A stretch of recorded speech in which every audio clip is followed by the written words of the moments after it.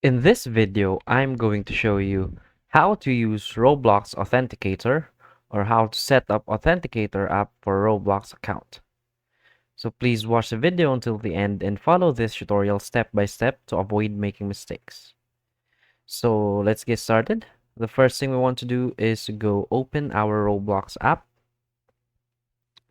And now from here in our home screen, we want to tap on this icon in the bottom right of our screen, which has the three dots. And from here, you want to scroll a bit down and go to settings. From here, we want to select security. Now from here, you can see this two-step verification section. From here, you can choose from these three options.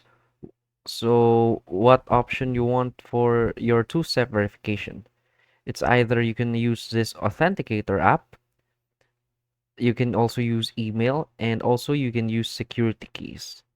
So I suggest you use the email method because it's the most easy for me. When you toggle this on before you can open your Roblox, you can just find the authentication code through your email. But also Roblox is suggesting you use the Authenticator app.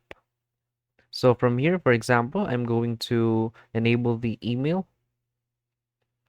So from here, Roblox will send you a code on your email and you want to input that code.